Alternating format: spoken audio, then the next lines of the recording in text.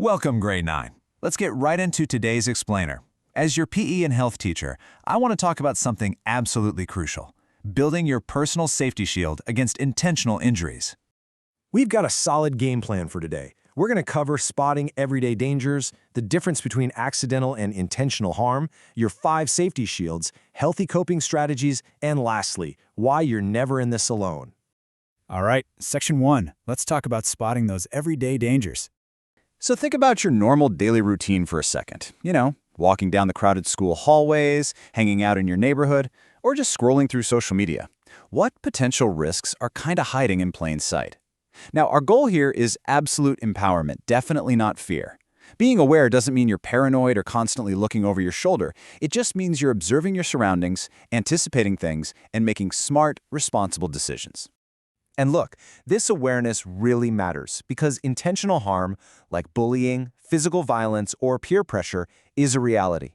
It can happen anywhere, even right here among classmates.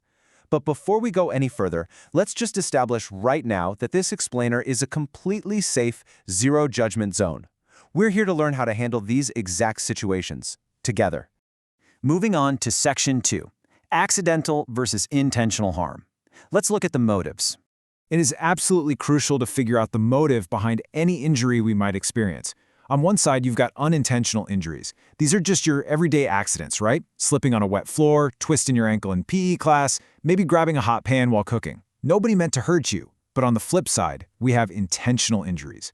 This is deliberate harm. This is when someone has the actual motive to cause you pain. We're talking bullying, violence, extortion, and gang-related activities. And when we talk about intentional injuries, we really need to clearly define violence. It's a heavy word. Violence isn't just physical hitting or fighting. It is literally any act that causes physical, emotional, or psychological harm. I want you to take a second and really let that sink in. Cyberbullying, spreading malicious rumors, verbal harassment, intimidation, these are equally harmful forms of violence.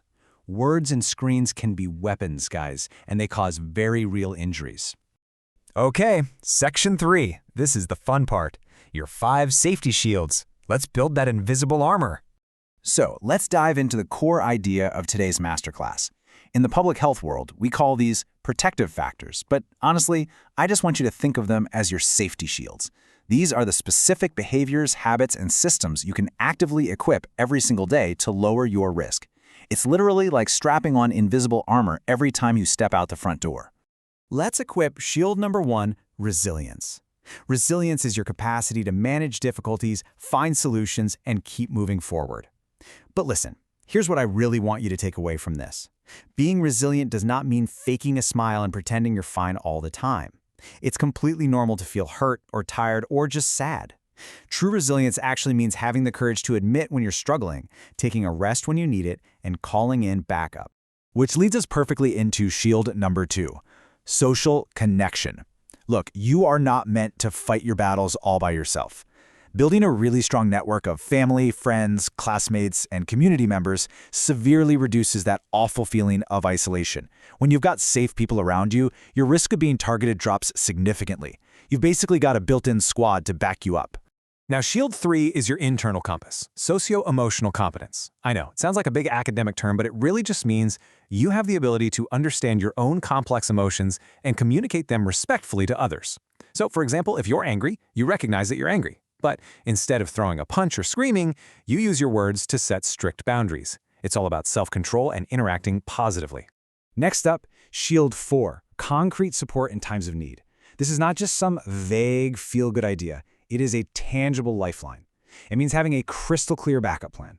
You need to know exactly when, where, and to which trusted adult you are going to turn when trouble actually arises. You've got to establish this lifeline right now, way before an emergency happens. And finally, we forge Shield 5, knowledge of your rights. I want to empower you with an absolute truth right now. You have the fundamental, undeniable right to be safe, to be respected, and to be protected from abuse. Nobody, and I mean absolutely nobody, has the right to harm, threaten, or pressure you. Knowing your rights is exactly what gives you the courage to stand your ground and speak up. Section 4. Let's talk about healthy coping strategies for handling stress. Even with all 5 of our shields fully equipped, facing everyday pressures carries a really heavy emotional weight. I want you to consider this profound statement. The bravest thing I ever did was continuing my life when I wanted to die. I'm sharing this with you because we have to validate that the struggles some students face are frankly severely overwhelming.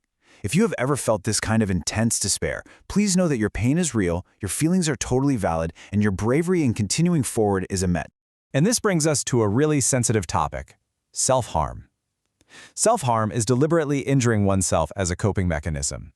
It happens when someone is dealing with overwhelming stress, trying to distract themselves from emotional pain, or even just trying to feel something when they're totally numb. It is a critical warning sign that professional help is needed immediately. And let me be extremely clear here. We approach this with immense compassion and zero judgment. A person in this much pain needs a strong support system and medical care, never ever criticism. So, to manage stress before it ever reaches that overwhelming point, we have to actively practice healthy coping skills. These are actionable, positive strategies to solve problems. We're talking about things like talking to a trusted friend, writing out your feelings in a journal, listening to music to help yourself calm down, or practicing positive self-talk, like literally telling yourself, "I'm going to survive this." Even deep breathing exercises work wonders. These are powerful tools that let you safely release the pressure valve without harming yourself or anybody else. Finally, Section 5. You are not alone. Let's talk about our shared responsibility. Guys, this is without a doubt the single most important lesson of our entire explainer today. Your safety is a shared responsibility. You absolutely do not have to face these dangers alone. Your school, your family, your teachers, your entire community, we're all part of a giant umbrella that's meant to protect you. And I want to assure you, with all the warmth in the world, asking for help is not a weakness. It is the ultimate sign of true strength. So, let's summarize today's masterclass into a super clear, actionable 4-step plan you can take out into the real world. Step 1. Identify the risk. Keep your eyes open and observe if there's danger or a red flag around you. Step 2. Use your protective factors.